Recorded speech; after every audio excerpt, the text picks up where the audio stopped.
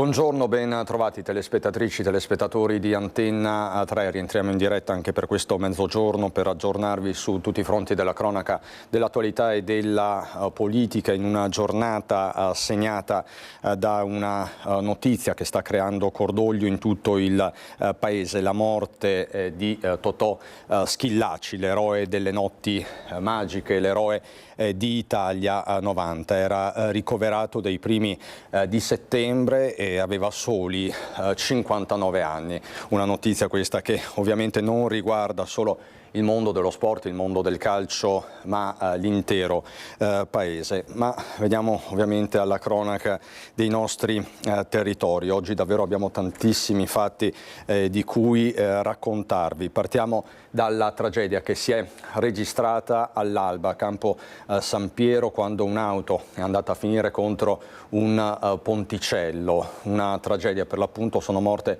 due persone, un uomo e una donna, quarantenni, trevigiani, ma ci racconta tutto il nostro Federico Fusetti. Siamo in via Soligo, questa è la strada che da Campo San Piero porta a Loreggia, Alta Padovana, e qui la notte scorsa si è consumata una tragedia, anzi una doppia tragedia, perché in un incidente stradale hanno perso la vita due persone, un cittadino marocchino residente a Cornuda nel Trevigiano di 46 anni e con lui a bordo dell'auto una donna di 43 anni, entrambi sono morti nell'impatto, un impatto che è avvenuto qui con ancora i segni delle ruote dell'auto, auto che è uscita di strada, che si è schiantata contro questo muretto. Qui in basso ancora l'acqua tutta sporca di olio, l'olio dell'auto. L'incidente dovrebbe essere avvenuto attorno all'1, così ci ha riferito un residente, tra poco lo sentiremo, però poi l'auto è rimasta qui perché i residenti non si sono accorti immediatamente di cosa era accaduto, e quindi è stato attorno alle 5 del mattino un abitante della zona che si stava recando al lavoro e che ha visto l'auto, e quindi ovviamente ha dato l'allarme. Sul posto poi sono intervenuti i carabinieri, i vigili del fuoco e naturalmente il SUEM, ma il medico non ha potuto far altro che constatare il decesso delle due persone. Allora sentiamo l'intervista al residente. Un rumore sordo, e non abbiamo capito niente. La moglie si è anche alzata e ha fatto un giro, non ha visto niente, ma in effetti la macchina era dentro il fosso sotto il ponte praticamente. Il cane non è neanche abbaiato e siamo andati a letto. Non sapevamo l'ora, perché ho sentito anch'io questo rumore, però avevo la percezione verso l'una, non so perché, dopo ho scoperto che era proprio mezzanotte e mezza, l'una. E basta, e dopo ho visto qualcosa, ma sono andato via. E chi è che aveva dato l'allarme allora? Penso un ragazzo che sia passato alle 5 per andare a lavoro. Ha visto la macchina e ha chiamato chi doveva chiamare. Quindi probabilmente la macchina è rimasta lì un bel po'. Quindi ci sentiamo non colpevoli, però se potevamo fare qualcosa, però vabbè. Ecco, questo è il tema. Io lanciando il servizio ho parlato di tragedia all'alba. In realtà la tragedia si è consumata, come riferiva Federico Fusetti, più o meno all'1 di notte, ma poi l'allarme è partito dopo diverse ore. Il rammarico nelle parole di quest'uomo che ha parlato ai nostri microfoni, ai microfoni di Federico Fusetti. Le vittime sono quindi due trevigiani quarantenni, quest'uomo appunto residente a Cornuda, originario del Marocco, e una 46enne di Resana, Silvia Manera, così riferisce, lo possiamo vedere anche il Mattino di Padova nella sua versione online, quindi veramente una tragedia sulla quale cercheremo di capirne di più nel corso di questa giornata. E rimaniamo però sulle strade del Veneto, del Padovano in particolare, perché c'è stato un grave incidente stradale nella notte a Vigonza in via Trevisan. Un motociclista di 19 anni, per cause ora al vaglio dei carabinieri, ha perso il controllo della sua moto finendo fuori strada.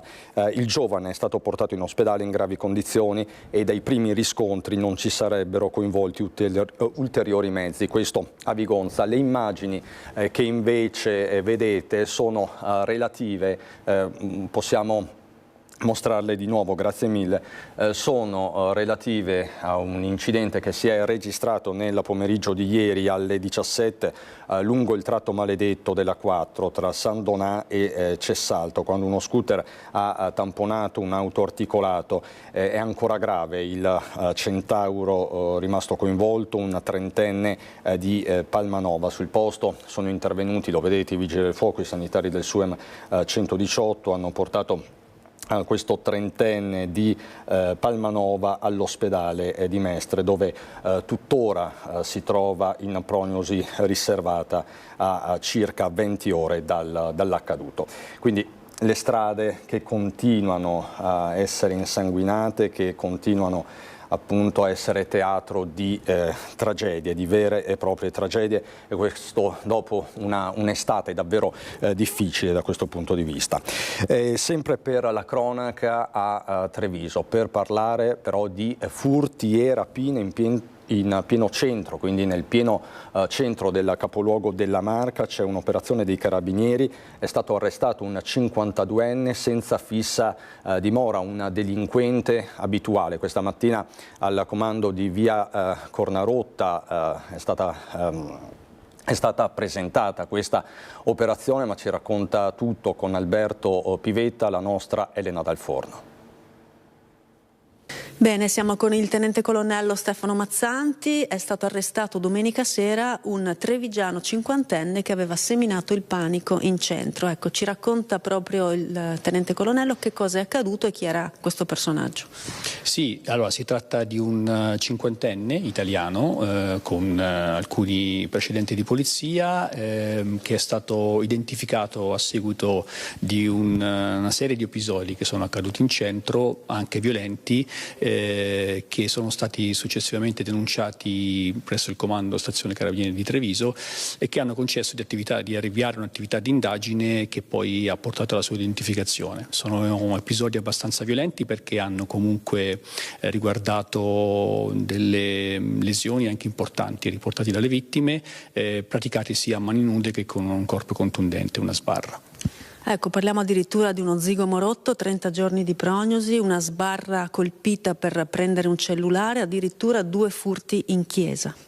Sì, sono stati, come dicevo, episodi caratterizzati da particolare violenza e soprattutto da serialità, perché sono comunque stati commessi in un lasso di tempo abbastanza ristretto, per cui ecco, l'intervento dei militari dell'Arma della stazione è stato repentino e soprattutto adeguato al fatto che ci poteva essere un'escalation che avrebbe portato sicuramente ad altri episodi più gravi. Ecco, dal 9 maggio questa persona, questo trevigiano cinquantenne, operava in centro, in pieno centro, a volto scoperto, addirittura a piedi, quasi in disprezzo del pericolo o comunque della legalità. Sì, ecco, questa cosa ci ha particolarmente sorpreso perché non ha praticamente mai praticato nessuna tentativo di mascherare la sua identità, a volte anche in maniera spregiudicata si avvicinava alle vittime con una scusa, per esempio in una circostanza per chiedere una sigaretta, dopodiché le aggrediva in maniera aperta per poi conseguire insomma il suo malloppo, il suo bottino. Ecco, com'è stato possibile riconoscerlo? Denunce, chiaramente da parte dei cittadini, ma anche videocamere di sorveglianza e prove fotografiche. Sì, tutto questo ci ha consentito di raccogliere un quadro indiziario importante che poi è stato in maniera esatta e puntuale valutato dalla magistratura, e questo ha consentito di formare quei gravi indizi di colpevolezza che poi hanno consentito, ripeto, di dare un ordine di esecuzione in custodia cautelare. Ecco, quindi ribadiamo che questo soggetto si trova attualmente in carcere a Treviso, al Santa Bona, e lì ci rimarrà perché evidentemente il quadro indiziario è abbastanza complesso. Sempre per la cronaca, sempre nel Trevigiano, i carabinieri di Castelfranco hanno arrestato un 40enne marocchino per possesso ai fini di spaccio di 27 grammi di cocaina e 400 grammi di hashish. Nei giorni precedenti alcuni cittadini avevano segnalato movimenti sospetti in una strada di campagna del comune di Resana. I militari hanno individuato della sostanza stupefacente nascosta nel tronco di un albero. Il nascondiglio è stato tenuto d'occhio dai carabinieri nascosti nella vegetazione e il lungo appostamento ha consentito di cogliere in flagranza l'uomo mentre prelevava la sostanza per poi allontanarsi rapidamente in macchina. Ne è scaturito un inseguimento al termine del quale l'uomo è stato bloccato mentre tentava di disfarsi della droga gettandola dal finestrino. Recuperati e sequestrati lo stupefacente e 5.000 euro in contanti. Adesso ritorniamo a Padova per una vicenda, sembra quasi un terremoto, però insomma la nostra Valentina Visentin ci darà tutti i dettagli, perché quello che fino a ieri sera era il prefetto di Padova risulta indagato. Valentina, buongiorno. Sì, buongiorno. Francesco Messina, ex prefetto di Padova, risulta iscritto nel registro degli indagati per peculato in un'indagine della Procura della Repubblica di Padova che sta cercando di ricostruire, di fare chiarezza su alcuni viaggi e trasferte non istituzionali in cui il prefetto avrebbe utilizzato macchine di servizio e autisti. Diciamo ex prefetto di Padova perché intanto ieri sera, prima della notizia arrivata questa mattina dell'indagine, Francesco Messina era stato sostituito e trasferito dopo il Consiglio dei Ministri avvenuto ieri pomeriggio ad un nuovo incarico a Roma. Francesco Messina era arrivato qui a Padova nel luglio del 2023 e ieri, dopo appena un anno qui nella città, la notizia appunto del suo trasferimento. Ma la vera doccia fredda c'è stata questa mattina, quando è arrivata la notizia proprio nelle prime ore della mattinata dell'indagine in cui risulta indagato. Un nuovo incarico a Roma per lui, messo a disposizione del Ministero. Qui a Padova arriverà a breve quello che adesso è prefetto di Bergamo, il dottor Giuseppe Forlenza. Ma ricostruiamo insomma quello che è successo in queste ultime ore qui a Padova, questo terremoto che ha riguardato la prefettura, nel nostro servizio. Linea allo studio. Prima l'annuncio del suo trasferimento ad un nuovo incarico, solo un anno dal suo arrivo a Padova, poi la notizia: l'ex prefetto Francesco Messina è indagato per peculato. La Procura della Repubblica di Padova lo ha iscritto nel registro degli indagati. Sotto la lente di ingrandimento dei giudici sono finiti viaggi e trasferte non istituzionali utilizzando impropriamente autisti e mezzi di servizio. L'indagine sarebbe partita già alcuni mesi fa. Messina era arrivato a Padova il 3 luglio del 2023 alla guida della prefettura della Città del Santo, dopo aver ricoperto il ruolo di direttore centrale dell'anticrimine a Roma. Ieri il Consiglio dei Ministri ha deciso il suo trasferimento e l'ha collocato a disposizione con incarico in materia di prevenzione amministrativa antimafia, sempre a Roma. A sostituirlo qui a Padova è stato chiamato il dottor Giuseppe Forlenza, fino a ieri prefetto di Bergamo. Vi mostro un post social di Sabrina Salerno, è stato condiviso nella tarda mattinata poco fa sull'Instagram della nota showgirl che, come sapete, vive nel Trevigiano. Ci siamo, dice Sabrina Salerno, tra poche ore entrerò in sala operatoria per un intervento al seno a causa di un nodulo maligno. Come ogni anno a luglio ho fatto la mammografia, sono stati mesi accompagnati da tanta paura, ansia, malinconia, ma soprattutto tanta speranza e voglia di reagire. La prevenzione, la diagnosi precoce può salvarci la vita. Così appunto scrive Sabrina Salerno sul suo profilo Instagram. Da quello che possiamo evincere appunto da questo post social che sto verificando anche direttamente, quindi chiedo scusa, la showgirl si trova al Cafoncello di Treviso. Ecco, rimaniamo, grazie Renato, su questo post, perché ci sono tantissime interazioni, ci sono tantissimi messaggi da parte dei fan e non solo. Sabrina Salerno è una delle artiste italiane più seguite sui social, anche a livello internazionale, reduce da diversi programmi televisivi anche all'estero, soprattutto in Spagna, una tournée che l'ha portata anche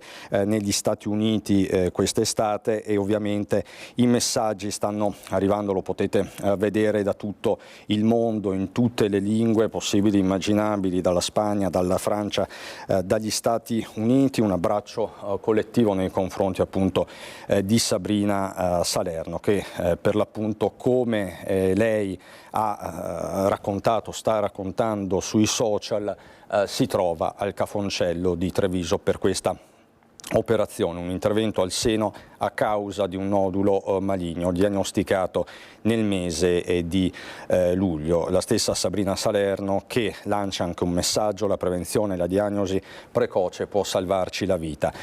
Il messaggio è stato scritto anche in inglese con l'hashtag poi alla fine Never Give Up, che significa non si molla mai, non mollare mai. È un'incitazione molto utilizzata soprattutto nei social, e quindi appunto questo è quanto racconta Sabrina Salerno.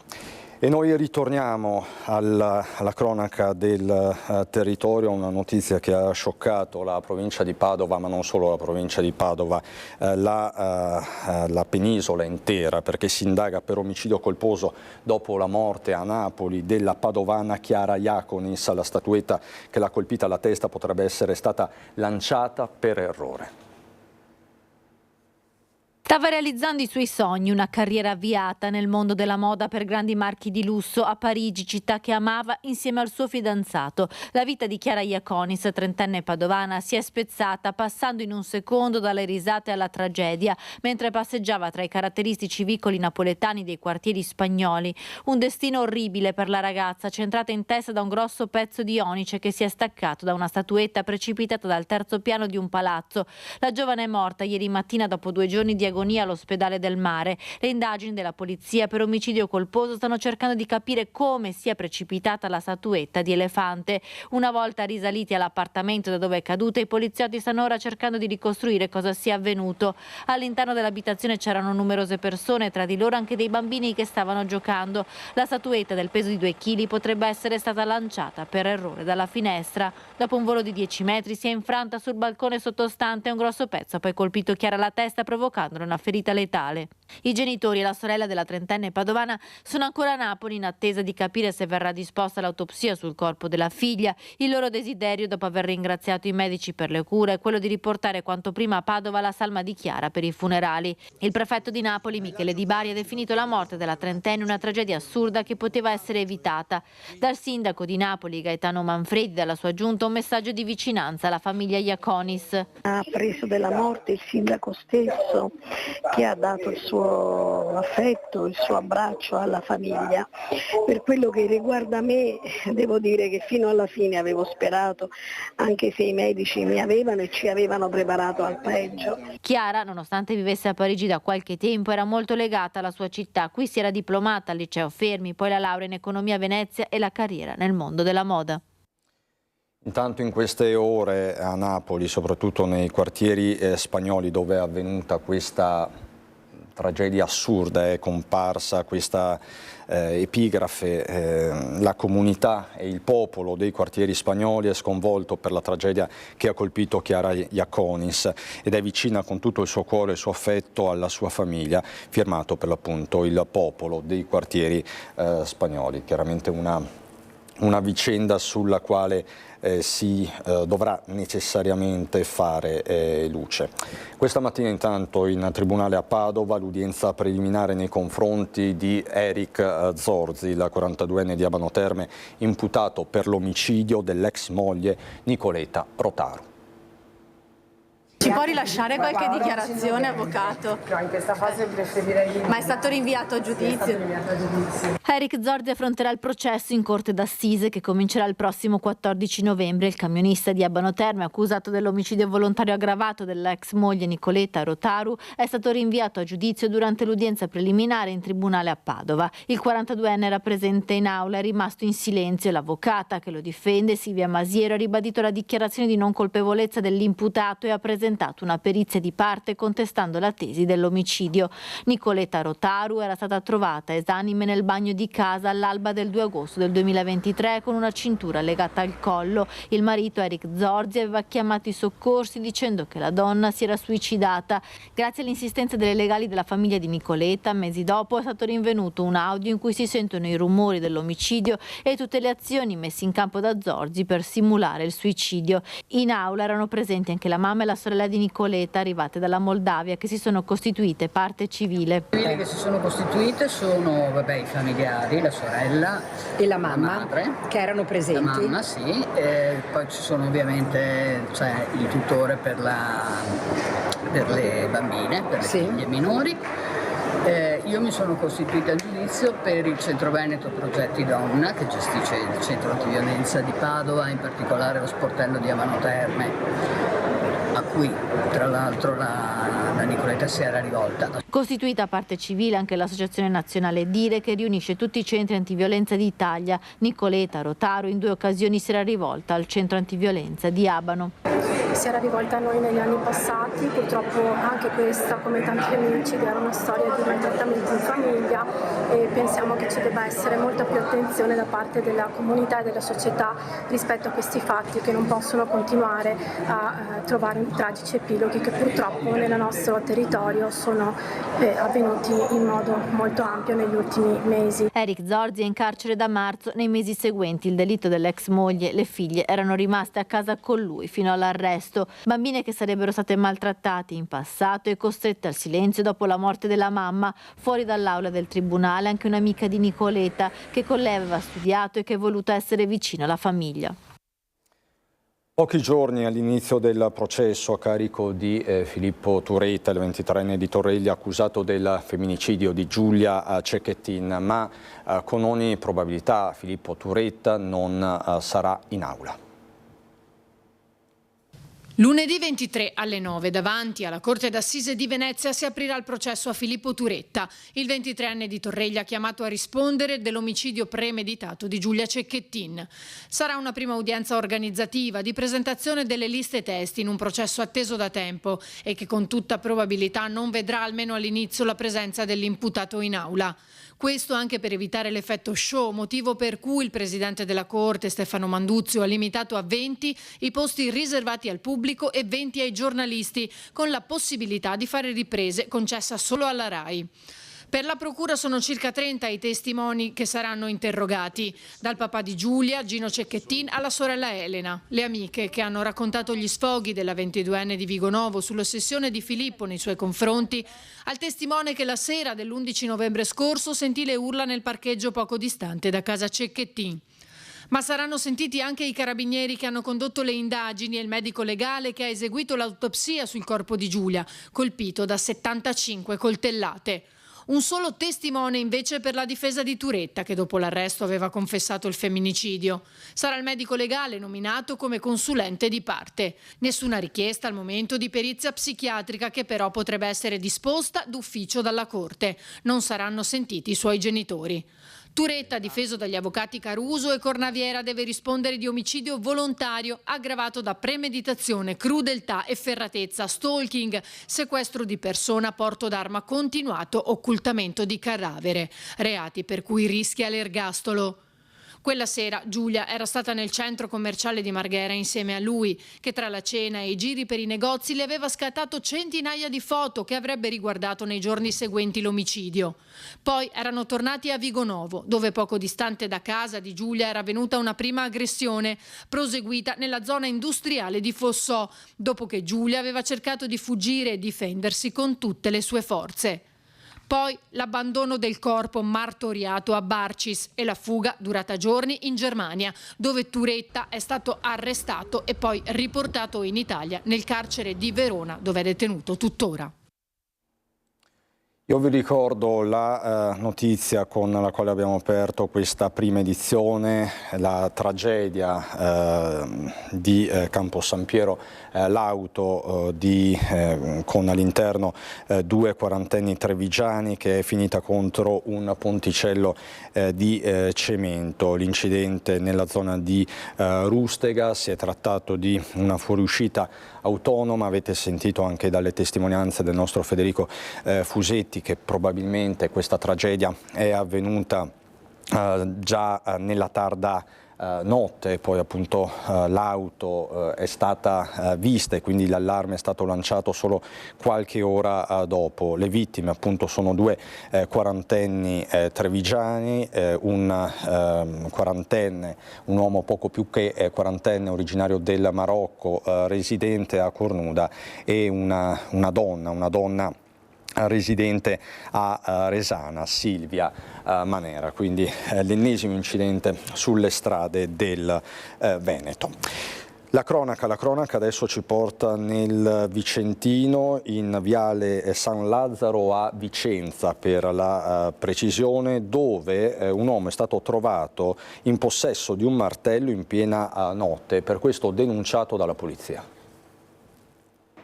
Denunciato perché trovato con un martello in tasca un vicentino senza fissa dimora, controllato in nottata in viale San Lazzaro a Vicenza. L'uomo camminava a piedi in piena notte e dalla giacca sbucava un oggetto che ha insospettito gli agenti, allertati anche dal suo tentativo di imboccare un'altra strada e cercare di sottrarsi alla vista dei poliziotti.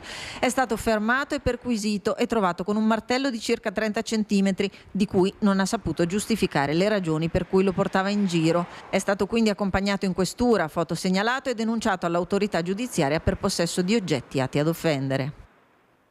Tra l'altro torneremo a parlare di sicurezza a Vicenza città nel prossimo collegamento con il nostro Carlo Inghilleri. Non appena sarà pronto lo manderemo in onda. Poi già vi dico che ci collegheremo con l'Arsenale a Venezia, dove è in corso una protesta, una manifestazione shock contro il fenomeno delle morti sul lavoro, che continuano a essere tante, troppe anche nel nostro Veneto. Quindi fra pochissimo saremo in grado di andare anche a Venezia con il nostro Filippo Fois, e fra pochissimo anche ci collegheremo con Galliera Veneta, dove è in corso un sopralluogo in un'azienda che possiamo definire una vera e propria bomba ecologica, un capannone dismesso, una vicenda che vi avevamo raccontato nelle precedenti edizioni dei nostri telegiornali. Ebbene, qualcosa si sta muovendo e c'è questo sopralluogo in corso. All'interno di questo immobile ci sono dei rifiuti davvero pericolosi. Ma noi andiamo avanti con i servizi. C'è un'altra vicenda che ci porta nel Padovano, dove un sindaco, il sindaco di Canotene Schesaro, si trova coinvolto, si trova vittima di una mega truffa. Un mini appartamento a Dubai pagato a rate e una vendita che però non va a buon fine. La vittima, che dichiara di essere stato danneggiato, anzi le vittime, sono il sindaco di Cadoneghe Marco Schesaro e la moglie. Una vicenda del tutto privata che il primo cittadino ha deciso di rendere pubblica perché anche la controparte ha dato la sua versione diversa da Schesaro. In sostanza, racconta Schesaro, nasce un'amicizia tra lui e un agente immobiliare che gode di ottima reputazione e che propone l'acquisto alla coppia di Cadoneghe, che paga attorno ai 200.000 euro con rate da 5.000 che la gente doveva girare al costruttore di Dubai. Alla fine però qualcosa si inceppa, Schesaro non riesce più ad avere la proprietà della casa e chiede almeno la restituzione della somma, mentre la gente afferma che erano scaduti i termini del contratto preliminare e che il prezzo dell'immobile era stato così aggiornato, un aumento rifiutato nettamente dalla coppia e che si doveva e poteva, dice la gente, cercare una soluzione pacifica che ora è impossibile. La vicenda infatti finirà certamente nelle aule di tribunale. L'incendio dell'abitazione in via Rigatto a Vigonza, questa mattina nella villetta è ripartito un focolaio, mentre per tutto il giorno sono proseguiti i rilievi dei carabinieri. Nella via nessun cittadino ha dormito. La scorsa notte in tanti si sono rivolti al sindaco per raccontare la loro paura. Siamo sconvolti perché l'altra sera veramente si è rischiata la tragedia.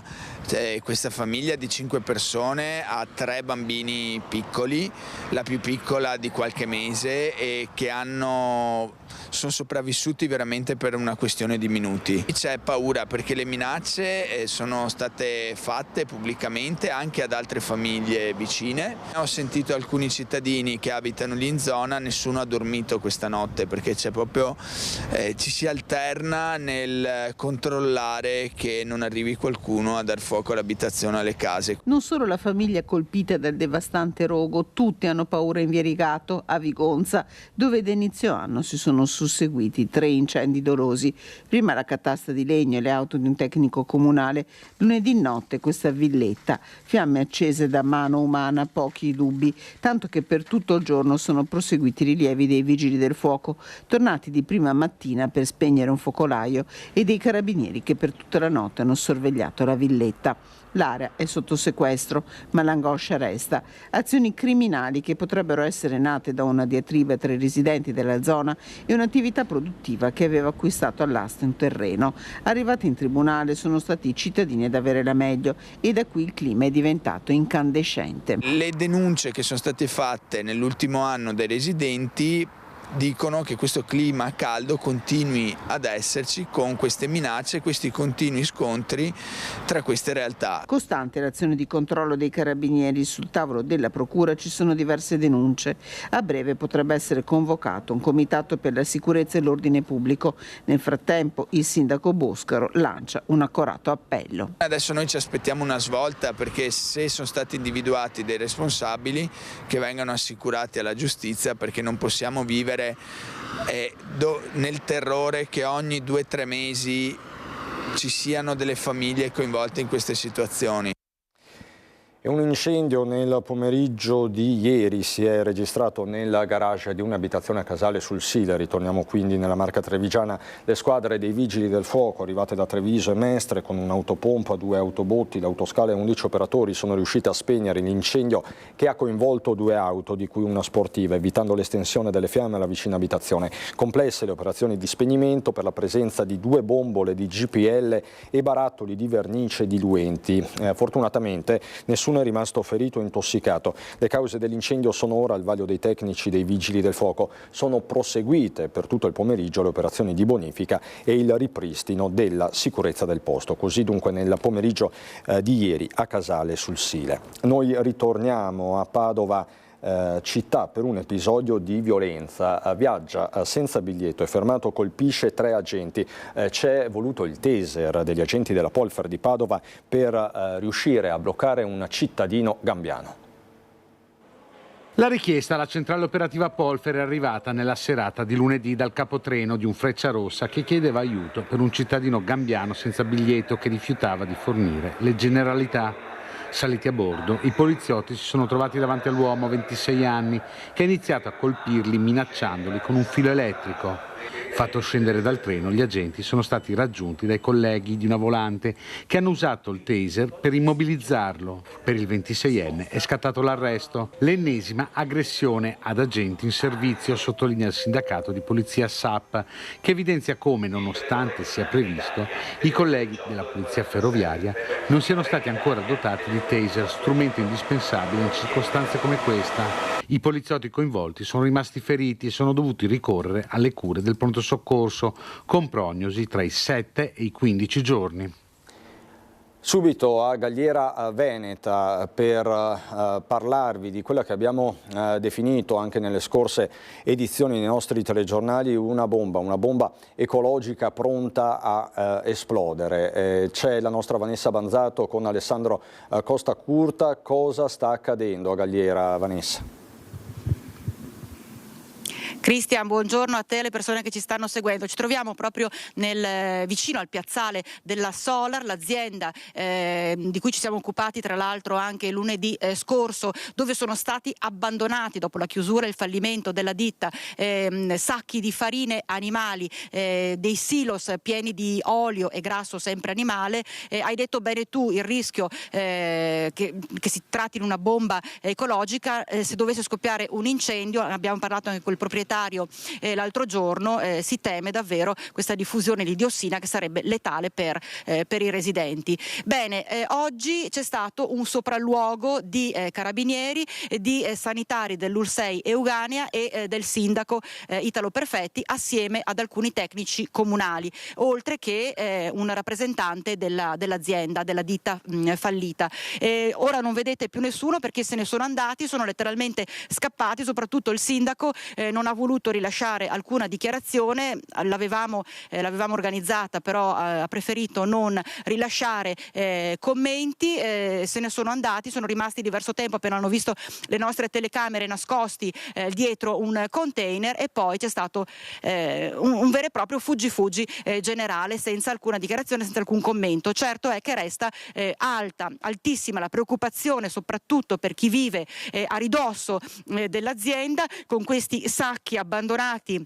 E tra l'altro con le intemperie e tutto, potete ben immaginare, l'abbiamo mostrato anche nei nostri servizi, cosa non c'è lì dentro, perché oltre alle farine abbiamo visto tra vermi, topi e quant'altro, quindi una questione di salute pubblica ma anche di incolumità, come dicevi tu, con la possibilità, nel caso dovesse esplodere un incendio, come tra l'altro era già accaduto lo scorso mese di luglio nel capannone retrostante, quello alle mie spalle, ecco questo qua, se dovesse esplodere un incendio sarebbe una catastrofe, perché l'esplosione dei silos con dentro questi oli, questi grassi e quant'altro, dicevo, provocherebbe una situazione davvero pericolosa.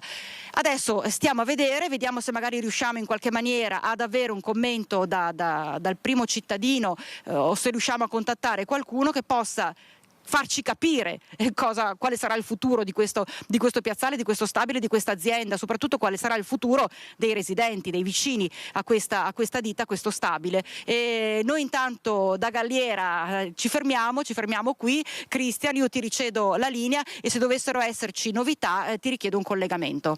Assolutamente, grazie Vanessa. Penso che in questa fase serva una rassicurazione da parte delle istituzioni, insomma è un fatto grave, quindi noi siamo pronti a ricevere, la nostra Vanessa in particolare, tutte le delucidazioni del caso. E a proposito di situazioni un po' in bilico, parliamo di un topo morto trovato in una confezione di wafer. La denuncia è arrivata da Brindisi, quindi dalla Puglia, dove sono stati acquistati questi biscotti, ma le indagini riguardano un'azienda trevigiana produttrice. Gli operatori del servizio igiene degli alimenti e della nutrizione del Dipartimento di Prevenzione dell'Ulse 2 si sono presentati nello stabilimento trevigiano di produzione. Sotto la lente di ingrandimento le confezioni di wafer. Qui il prodotto viene impreparato e impacchettato ed è proprio dentro una di queste che è stato trovato un topo morto. La terribile scoperta è stata fatta da una coppia di Brindisi che ha acquistato in un supermercato di Francavilla Fontana una confezione di wafer ricoperti di cioccolato.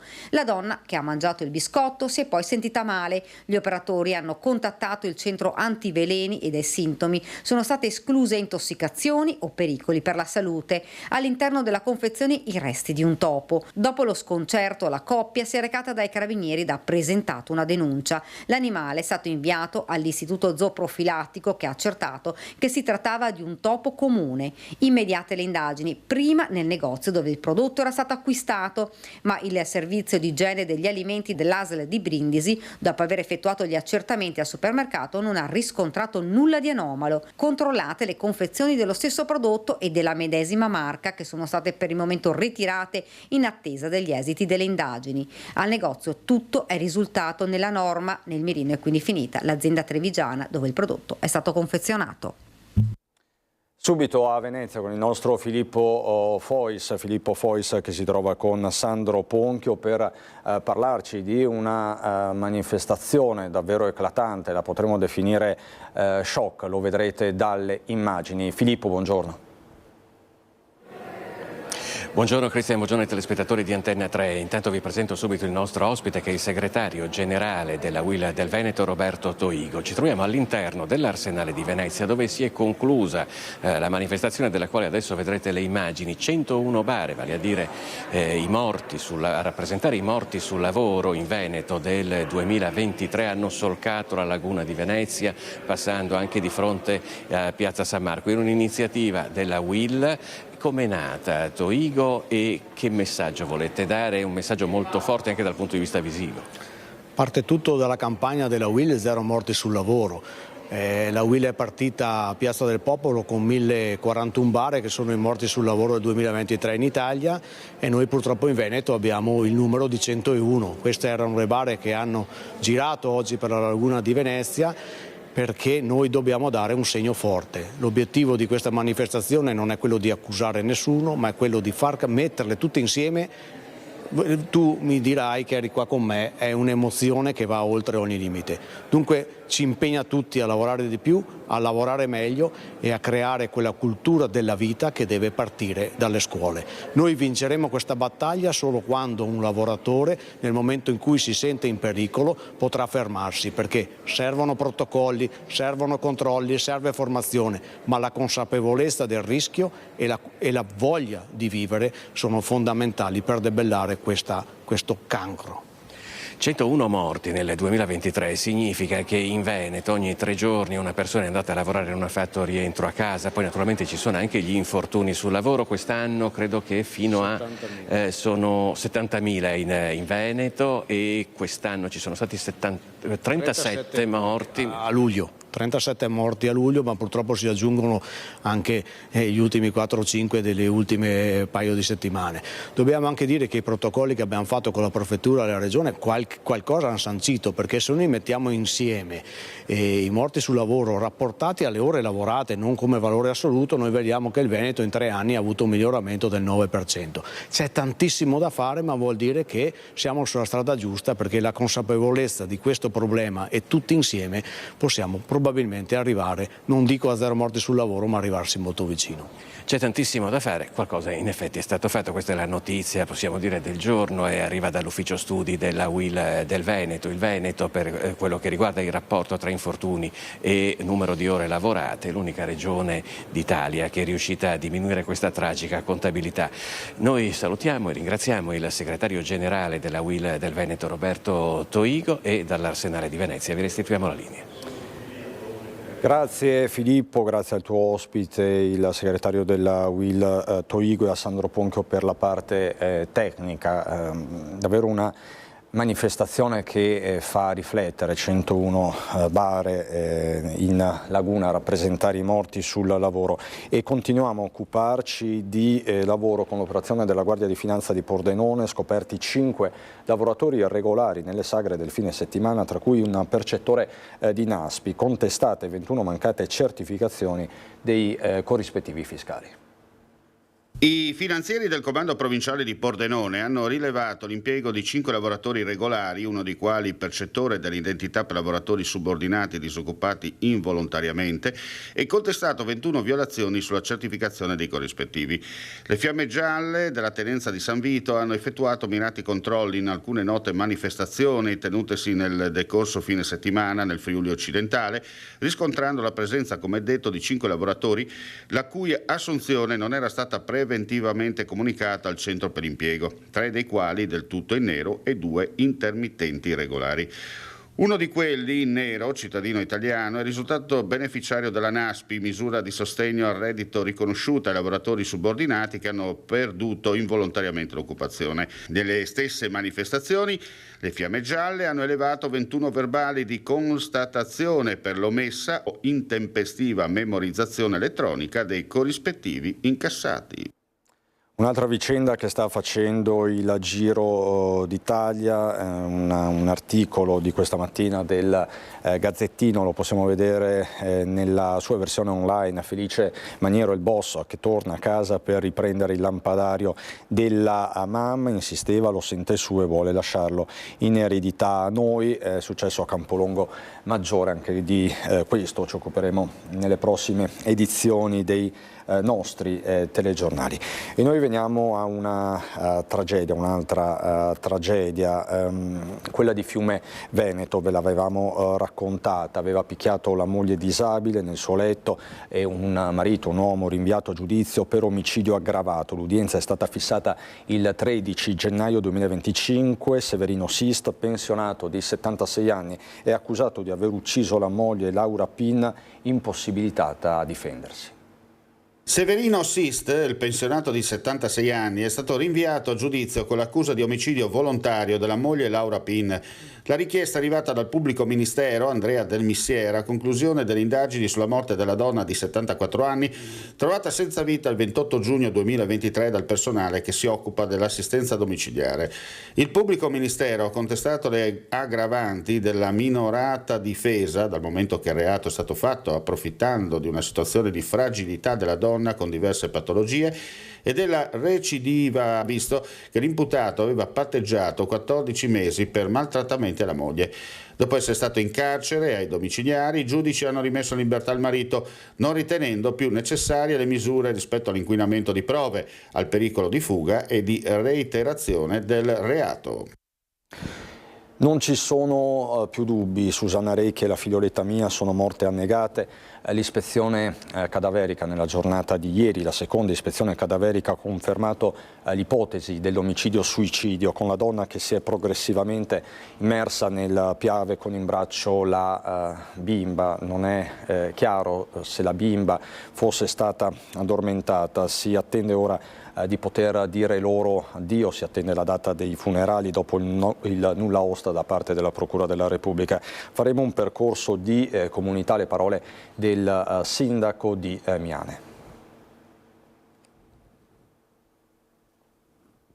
Sono morte annegate Susanna Recchia e la piccola Mia. Sui loro corpi non ci sarebbero né ferite profonde né contusioni compatibili con una caduta o con il coinvolgimento di terze persone. Il quadro emerso nella seconda ispezione cadaverica condotta dall'anatomopatologo Alberto Furlanetto all'obitorio di Treviso non lascerebbe più spazio a dubbi. Non sarà quindi necessario l'esame dell'autopsia. Sembra così confermata l'ipotesi della prima ora già tracciata dai cani molecolari, quella per cui la 45enne con in braccio la figlioletta di 3 anni si sarebbe fatta scivolare nelle acque del Piave nelle vicinanze del ponte di Vidor, e questo dopo aver posteggiato la propria auto, una Tiguan bianca, in via Marinai d'Italia a Covolo di Pederobba.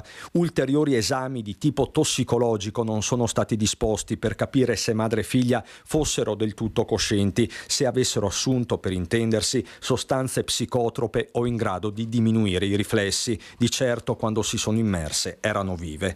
Una dinamica chiara che potrebbe portare presto la procura, che ha aperto un fascicolo per omicidio-suicidio, a dare il nulla osta ai funerali. Il comune a sua volta sta valutando il lutto cittadino. Per il lutto cittadino ci stiamo ragionando, anche perché, come dicevo, non c'è ancora la data per i funerali e siamo pronti per fare anche il funerale, diciamo tenendo conto della viabilità, dei parcheggi, di tutto, insomma, ecco. Ma un conto è l'ultimo saluto, un altro occuparsi di chi rimane, in particolare i 3 figli più grandi della donna. Il supporto psicologico, questa è l'intenzione del comune, sarà però generale, non si escludono incontri pubblici. L'intenzione nostra comunque è quella di creare presupposti per fare un percorso anche di comunità, perché una questione così è troppo grande da far passare, insomma, ecco. Una vicenda, quella di Susanna e della piccola Mia, che sconvolge anche gli operatori del settore, medici e avvocati di famiglia. L'appello è che tutte le amministrazioni, con le difficoltà economiche che ci sono, ne sono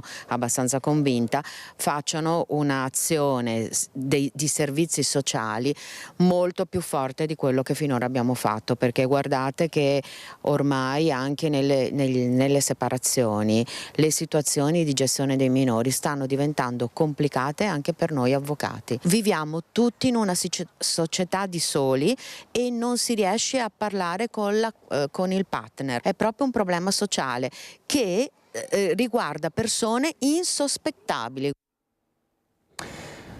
La vicenda di Helen Comin, ne abbiamo parlato tanto nei giorni scorsi, la donna morta all'ospedale di Castelfranco in rianimazione, era stata ricoverata nel reparto dopo un intervento chirurgico al seno eseguito in una clinica privata di Castelfranco, la DV Clinic. Come sapete c'è un fascicolo per omicidio colposo, indagati 2 medici, il chirurgo e il medico rianimatore, anestesista, ma al di là degli aspetti giudiziari e legali c'è l'ultimo saluto che si terrà giovedì alle 16, quindi domani nella chiesa di Pozzetto, partendo appunto dall'ospedale di Castelfranco Veneto. Poi la signora Comin riposerà nel cimitero di Cusinati di Rosà. Le offerte appunto delle esequie saranno devolute all'associazione Comunità Papa Giovanni XXIII. Quindi questa è un'altra vicenda che ha fatto discutere nei giorni scorsi. Io vi do una carrellata delle notizie che stanno segnando questa giornata in apertura. Vi abbiamo parlato dell'incidente che si è registrato nella notte a Campo San Piero, nella zona di Rustega, a perdere la vita due persone, un uomo e una donna, entrambi residenti nel Trevigiano, lui 43 anni, residente a Cornuda, originario del Marocco, lei Silvia Manera 46 anni, residente a Resana. L'incidente appunto è avvenuto nella notte, si tratta di una fuoriuscita autonoma e chiaramente sull'episodio stanno indagando le forze dell'ordine. Poi un'altra notizia che è diventata una notizia di dominio pubblico, a darla è stata la diretta interessata nella tarda mattinata. Parliamo di Sabrina Salerno, la conoscete tutti, insomma una delle star più note a livello nazionale e internazionale, che ha annunciato sul suo profilo Instagram l'imminente intervento al seno all'ospedale Cafoncello di Treviso a causa di un nodulo maligno. Ci siamo, scriveva più o meno un'ora fa Sabrina Salerno, tra poche ore entrerò in sala operatoria per un intervento al seno a causa di un nodulo maligno. Come ogni anno a luglio ho fatto la mammografia, sono stati mesi accompagnati da tanta paura, ansia, malinconia, ma soprattutto tanta speranza e voglia di reagire. La prevenzione e la diagnosi precoce può salvarci la vita. Un post che è diventato virale, che lancia anche un messaggio volto alla prevenzione e che arriva appunto dalla diretta interessata da Sabrina Salerno. Migliaia, davvero migliaia, i messaggi che stanno arrivando sul suo profilo, messaggi che stanno arrivando da tutto il mondo, non solo dall'Italia, anche da parte di moltissimi colleghi. Tra l'altro Salerno fino a pochi giorni fa era impegnata nella sua tournée internazionale, è stata anche ospite di diversi eventi nella Marca trevigiana, protagonista di diversi show televisivi, non solo in Italia ma anche recentemente, mi pare di ricordare, in Spagna, e di una mini tournée anche negli Stati Uniti d'America. Insomma, e poi appunto questa notizia a Sabrina Salerno vanno chiaramente anche i nostri auguri. Parliamo adesso di lupi, ritorniamo a parlare di lupi che continuano a mietere vittime sull'altopiano di Asiago. Lupi sempre più scatenati sull'altopiano di Asiago. Questa volta hanno attaccato in pieno giorno e vicino alle case. È successo a Rubbio, in Contracasoni, come ci racconta la signora Roberta Alberti, che ha visto morire questo capriolo vittima dell'ennesima predazione registrata nella zona. Verso le 10:30, 11, io sono uscita da casa e ho sentito dei rumori. C'era questo capriolo tutto morso e poverino era ancora vivo, però scalciava con le zampe posteriori e ti guardava con questi occhietti come dire aiutami. Abbiamo chiamato i guardia forestali, abbiamo chiamato 2 cacciatori che sono di zona. Ci hanno detto guarda che questi sono tutti morsi, però adesso ci sono anche di giorno. Continue aggressioni che spingono molti malgari a fare una scelta dolorosa, ovvero quella di chiudere gli alpeggi e abbandonare la montagna. La paura cresce e le persone rinunciano anche alle passeggiate. Sinceramente non mi azzardo più a andare a camminare perché io sinceramente ho paura, anche perché sono attorno a casa nostra e dicono almeno ce ne siano 7. Ho 2 cani, ma io non li ho mai portati su a Rubbio, li lascio sempre a casa perché ho paura che mi vengano sbranati. Le associazioni di categoria del mondo agricolo chiedono che qualcuno faccia finalmente qualcosa per risolvere questa situazione, ma di risposte ancora non ne sono arrivate. Qualcuno si metta una mano sulla coscienza e intervenga in qualche maniera perché non si è più sicuri di nulla.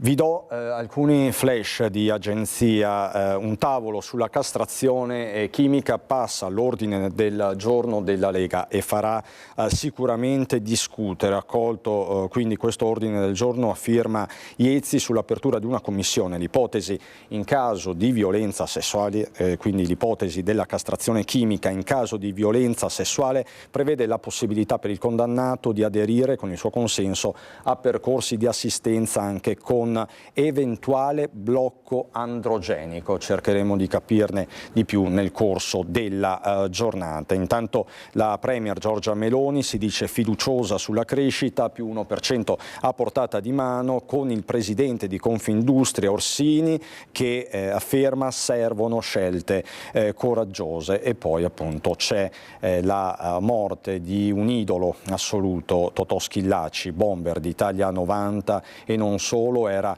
ricoverato dal 7 di settembre. Insomma, questo è il cordoglio è profondo del Paese nei confronti dell'eroe delle notti magiche. Noi abbiamo ancora tanto da raccontarvi, abbiamo dei collegamenti aperti con Vicenza per parlare di sicurezza, ritorneremo a parlare anche del caso di Susanna Recchia e della piccola Mia, ovviamente subito dopo la pubblicità.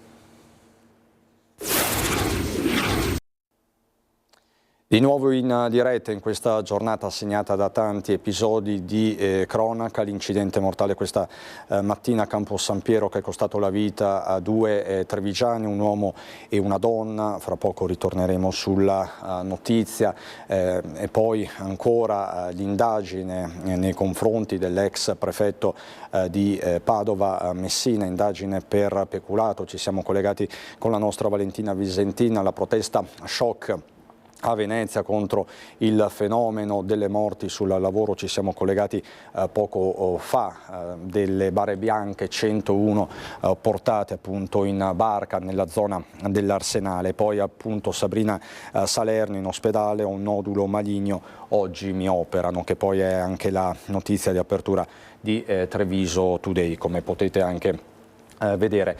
Ma appunto noi adesso, grazie davvero Renato Capoia e Alessandro Granziera in regia, ci occupiamo di un fatto che è avvenuto a Musano di Trevignano. Pezzi di wurstel con all'interno, pensate, degli aghi lasciati lungo il marciapiede. Forse la vendetta davvero imbecille, forse delinquente, di un cittadino infastidito dalle deiezioni lasciate dai cani.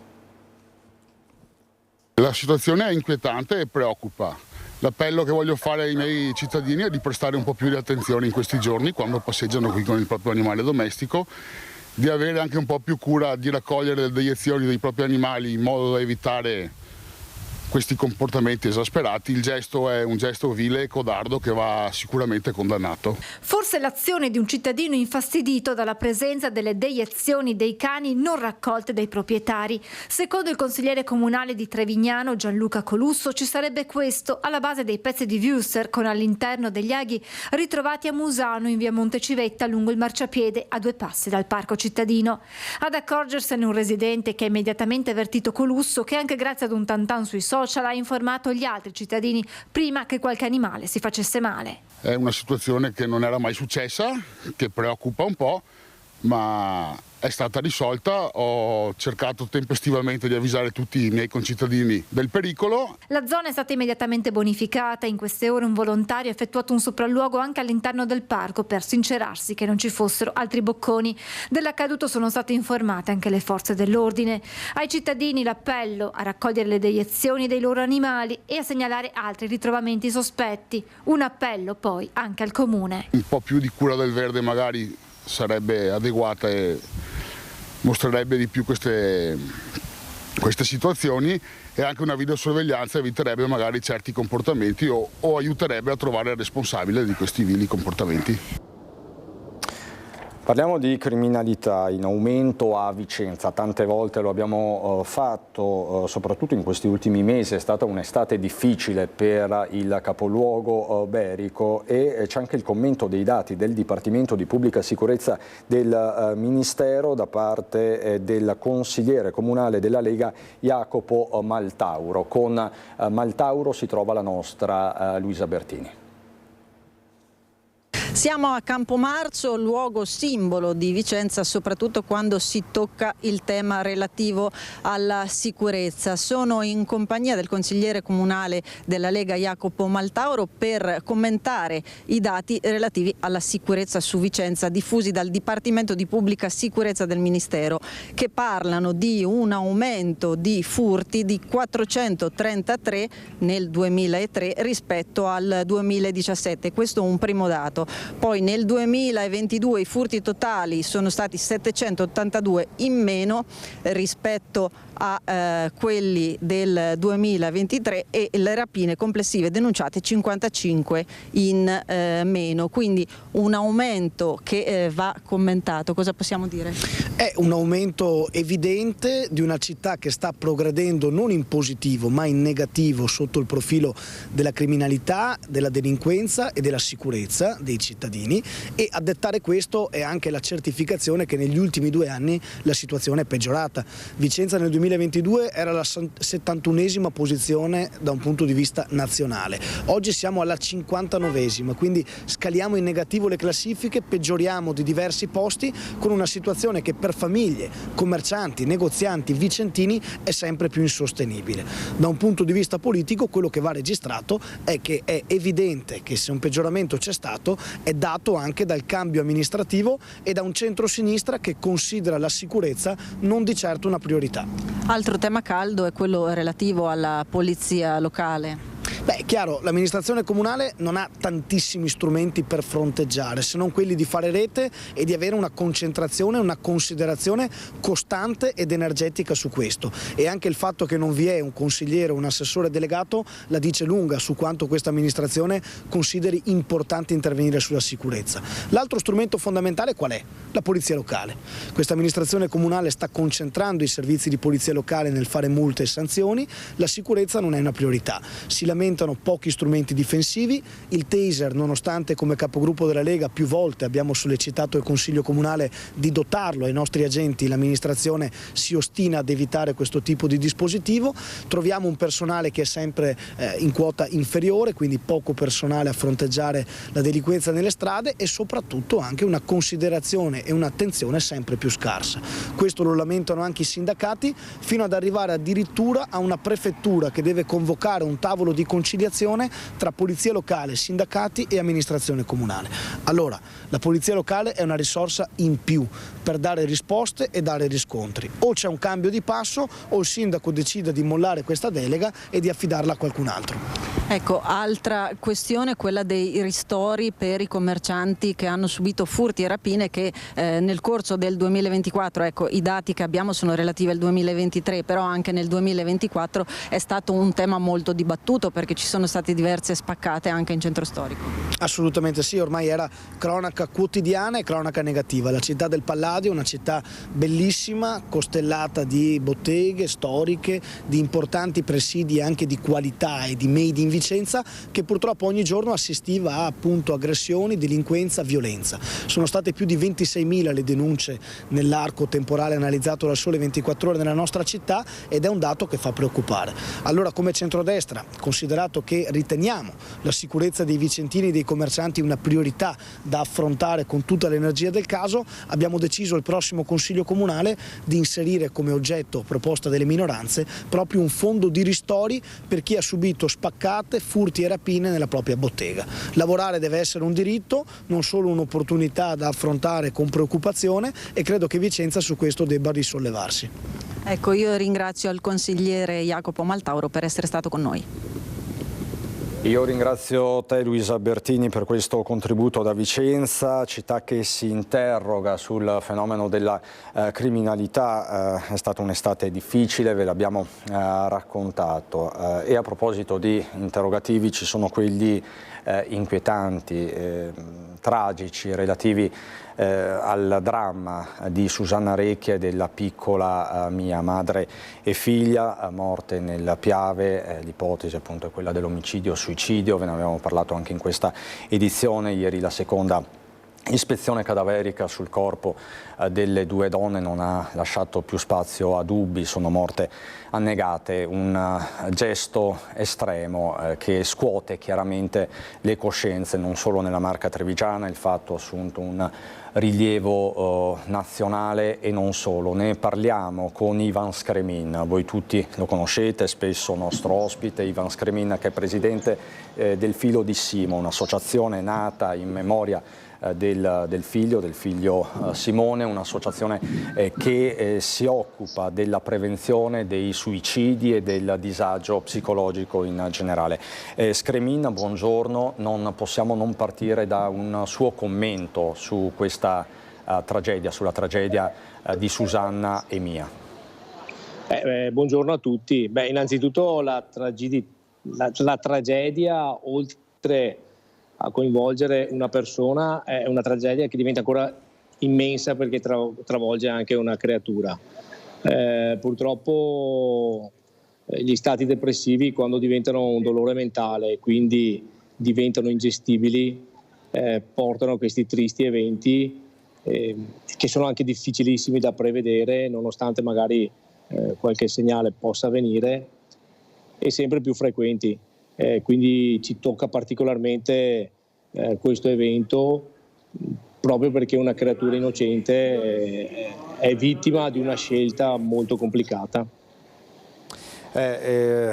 Una vicenda molto complicata. Lo stesso procuratore capo della Repubblica di Treviso, Marco Martani, Scremin, ha parlato di una possibile depressione maggiore. Voi, ecco, dal vostro osservatorio ne state riscontrando tante, perché comunque voi avete istituito una vera e propria task force contro il disagio psicologico. Allora, il problema sì, è proprio questo. Cioè, quando si arriva alla depressione maggiore, quindi si entra in un'area ad altissimo rischio suicidario, e la depressione maggiore si manifesta per chi la subisce con questo dolore mentale. Immaginate che una persona stia camminando in un tunnel completamente infuocato e il fuoco da tutte le parti, trova una porticina sulla destra che è la sua salvezza. Purtroppo quello è il gesto insano.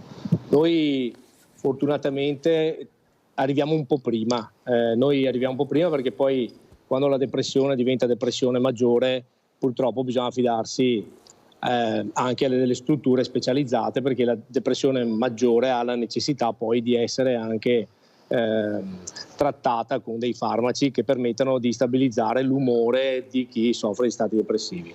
Dal nostro osservatorio purtroppo abbiamo notato che tendenzialmente sta crescendo sempre questa punta, diciamo, di tentati suicidi. L'unica cosa che ci rincuora un po' è il fatto che sono aumentate le richieste d'aiuto, e questo significa che c'è una certa consapevolezza, c'è bisogno da parte delle persone di trovare qualcuno per poter parlare e confrontarsi. Lei come se la spiega tutta questa solitudine, e possiamo parlare di solitudine? Sì, la solitudine è uno dei primi è uno dei primi attacchi, no, che vengono a colpire le persone che soffrono di stati depressivi. Alla fine abbandonano tutto quello che hanno intorno, portano, chi amava lo sport abbandona lo sport e sono alla ricerca della solitudine, e purtroppo la solitudine poi porta alla meditazione, e quando si è nell'ambito della meditazione, si è da soli e si è in difficoltà, è facile fare brutti pensieri e da là arrivare a questo dolore mentale che non ti dà respiro. È facile, molto facile. Ecco perché noi diciamo sempre che nei momenti in cui in una famiglia ci siano dei casi di stati depressivi, bisogna avere molta pazienza, ascoltare molto, essere sempre presenti e dare tanto aiuto, anche se la cosa a volte diventa pesante, però è importante. L'ascolto, l'aiuto e la presenza. Ecco Scremina, lei oggi si trova qui, mostro il volantino al pubblico a casa, è il 22esimo convegno internazionale di suicidologia e salute pubblica che si sta tenendo, mi corregga se sbaglio, all'Università Sapienza di Roma. È uno dei seminari principali a livello internazionale dedicato proprio al fenomeno dei suicidi. Lei sta portando la sua testimonianza ma anche la sua esperienza e l'esperienza del filo di Simo. No, noi qua, io qua sono venuto come ospite, ma non a portare testimonianze. Qua sono tutti dei relatori internazionali che vengono un po' da tutta Europa, che parlano di suicidio, parlano del cambiamento dei gesti suicidari, che serve a noi come associazione, perché noi siccome siamo un'associazione che ha solo bisogno e deve solo imparare, e in situazioni come adesso c'è molto da imparare, da capire e da ascoltare soprattutto. Ecco, voi siete pronti, ci parlavamo ieri sera Scremina, a partire con una serie di iniziative, eventi anche di comunità, perché bisogna occuparsene appunto di questi fenomeni. Sì, allora noi abbiamo innanzitutto creato dei laboratori che vanno ad aiutare i survivor, per esempio i sopravvissuti. Oggi ci si rende conto che sono un centinaio, no? Ogni gesto suicidario si porta dietro un centinaio di persone che sono ad alto rischio suicidario. Quindi abbiamo creato un laboratorio di 6 incontri dove le persone che hanno avuto eventi suicidari in famiglia si confrontano. Sono dei laboratori a tema e per sostenere loro. Poi ne abbiamo fatto uno per sostenere le famiglie che hanno delle persone in casa che soffrono di stati suicidari, di stati depressivi, ed è un po' quello che noi abbiamo cercato come famiglia. E poi abbiamo pensato che bisognasse fare qualcosa effettivamente per i giovani, e quindi parte del 26 una rassegna musicale, non perché vogliamo fare impresa musicale, ma bensì perché la musica è uno strumento importante che livella tutti i linguaggi. Questo ci permette quindi di parlare con i giovani, ci permette di avviare un qualcosa che aiuti le amministrazioni magari anche a creare qualcosa che coinvolga i giovani, perché secondo noi, se gli diamo delle opportunità per valorizzarsi, i giovani sono in grado magari anche di trovare delle soluzioni ai propri problemi. Ecco, vediamo la locandina, non riesco ad allargarla di più, mi scuso con il pubblico a casa. È concerto per un amico fragile, il 26 di settembre, mi corregga se sbaglio. Sì, esatto. Sì, a Santa Caterina presenteremo questo progetto. Sarà un progetto che visiterà 4 comuni, questa rassegna andrà su 4 comuni che abbiamo scelto. In questi 4 comuni verrà fatta questa rassegna musicale, poi i più bravi, cioè il più bravo, non ci saranno dei vincitori, verrà eletto la finale a Treviso, poi presenteremo invece quello che sarà il progetto per il 2025-2026, dove sarà una rassegna fatta solo e esclusivamente da giovani. Al vincitore in questo caso regaleremo un'esperienza in Europa di volontariato, perché abbiamo visto che tutto sommato i ragazzi sono anche molto sensibili al volontariato, quindi se vengono coinvolti si prestano, e soprattutto è un modo per raccontare delle storie diverse da quella di Simone.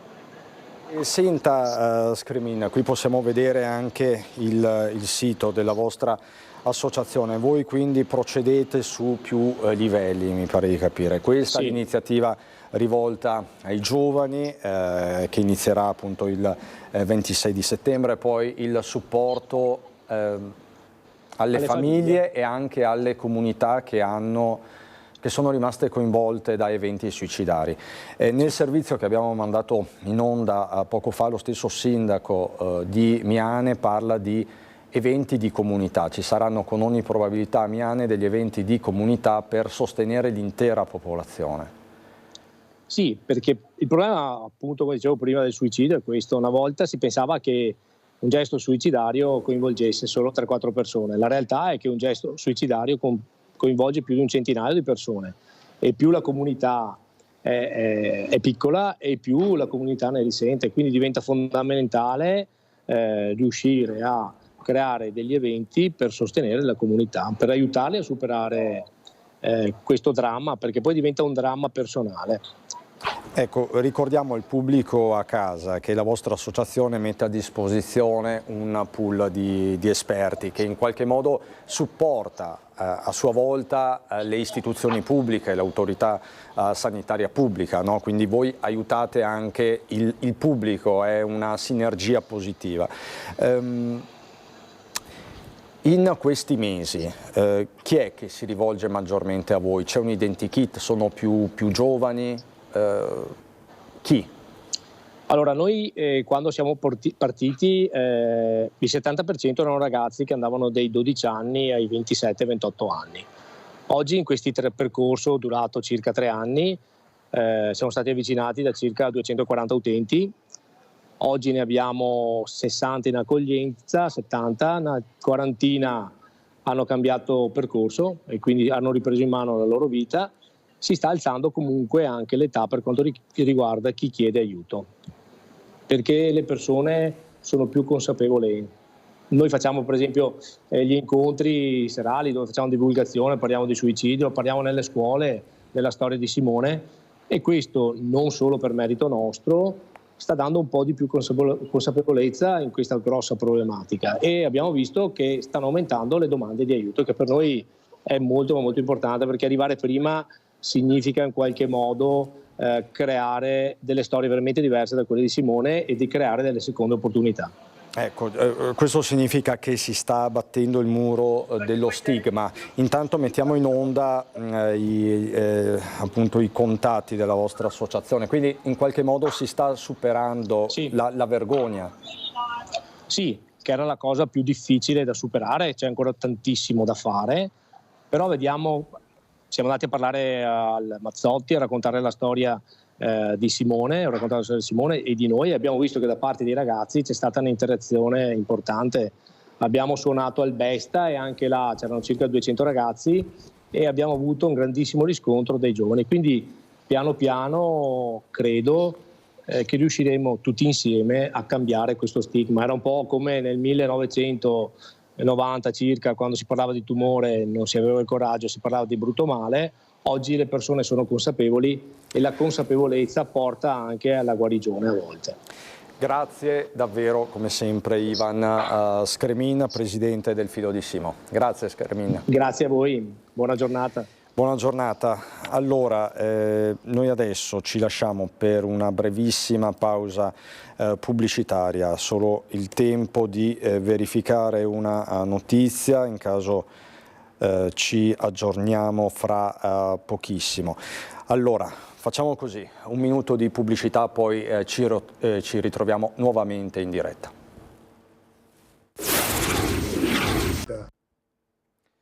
Di nuovo in diretta prosegue il nostro racconto di questo mercoledì 18 settembre a nord-est, segnato da diversi fatti, su tutti la tragedia di Campo San Piero, l'auto contro un ponticello di cemento, i morti, due trevigiani, un uomo e una donna residenti nel Trevigiano, un uomo di origine marocchina residente a Cornuda e una donna di 46 anni di Resana.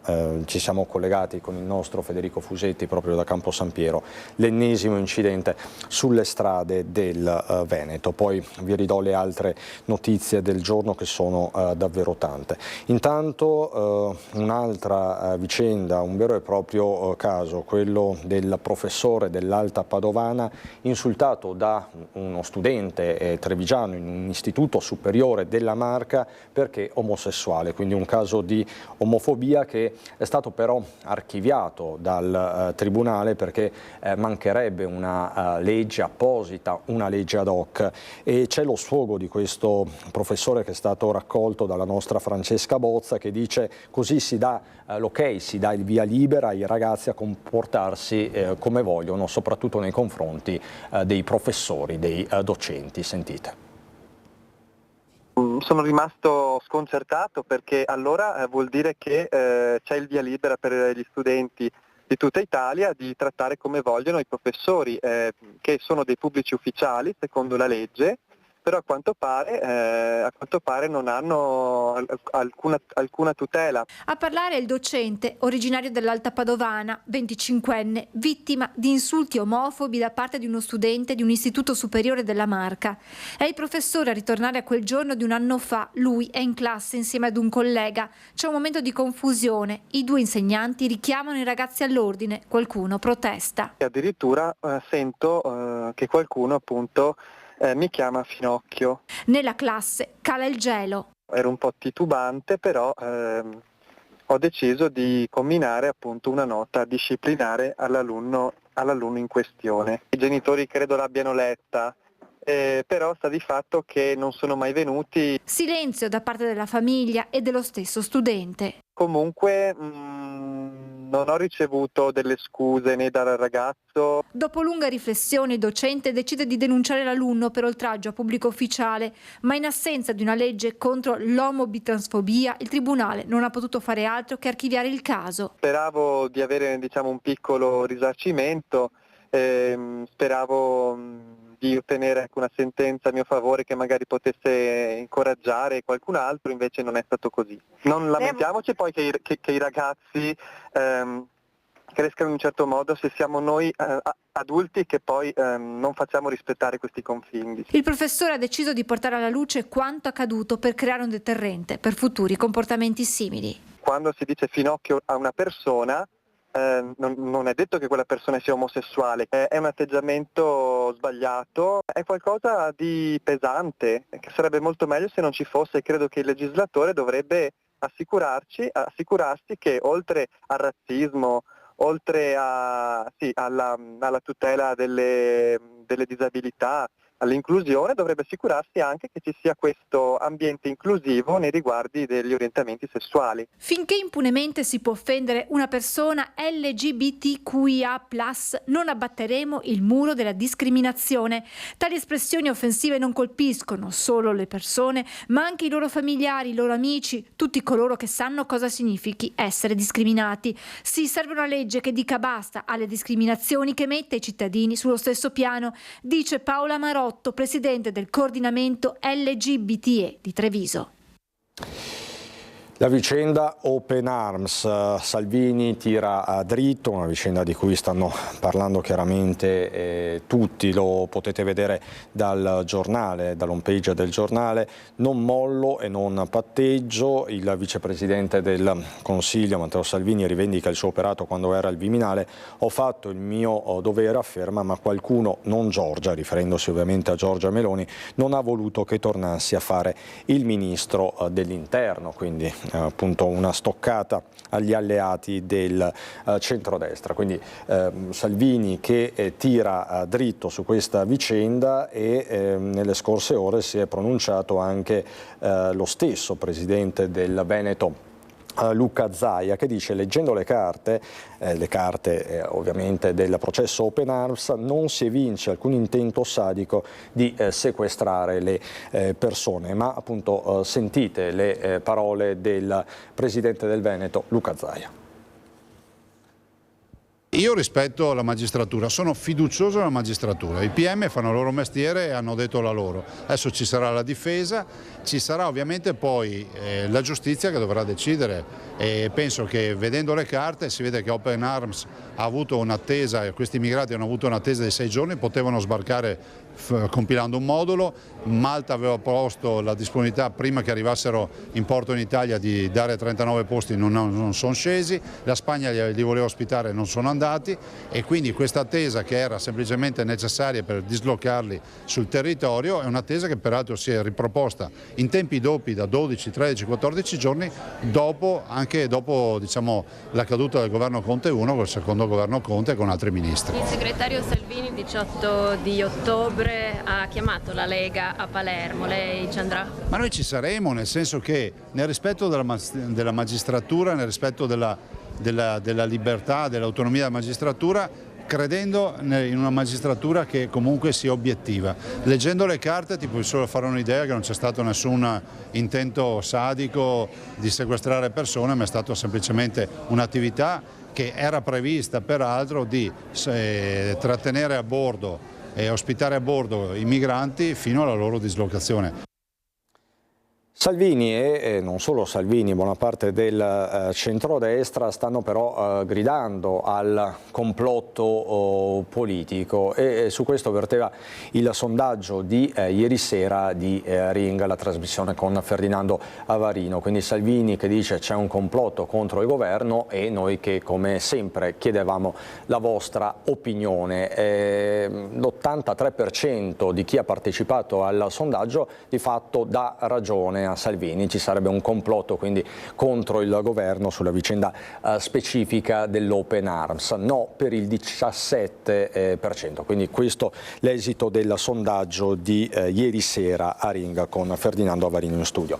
Siamo davvero alle battute conclusive, io vi ricordo le notizie principali di giornata, già vi ho detto più volte dell'incidente che è costato la vita a 2 trevigiani, un uomo e una donna, nella notte a Campo San Piero, quindi nel Padovano. Ci siamo poi occupati della vicenda del prefetto di Padova, o perlomeno quello che fino a ieri sera era il prefetto di Padova, Messina, Francesco Messina, indagato per peculato. Proprio ieri sera il Consiglio dei Ministri aveva deciso il suo trasferimento a Roma. In città tra l'altro arriva un nuovo prefetto da Bergamo. L'accusa è specifica, l'indagine sarebbe partita alcuni mesi fa e appunto riguarda dei viaggi e delle trasferte non istituzionali utilizzando impropriamente autisti e mezzi di servizio. Quindi l'accusa mossa nei confronti dell'ex prefetto è quella di peculato. Siamo andati poi a Venezia, vi abbiamo parlato della manifestazione shock contro il fenomeno delle morti sul lavoro e poi appunto abbiamo dato conto anche di Sabrina Salerno, possiamo rivedere il post. Sabrina Salerno che ha annunciato appunto sui social l'imminente operazione contro un nodulo maligno al seno, operazione che appunto sarebbe in corso all'ospedale Cafoncello di Treviso. A Sabrina Salerno la solidarietà di migliaia e migliaia di persone da tutto il mondo. Per il momento è davvero tutto, ringrazio dalla regia Renato Capoia e Alessandro Granziera, ma noi ci ritroviamo qui fra 2 minuti per parlare di pensioni, carovita e sanità con la CGIL, a fra pochissimo.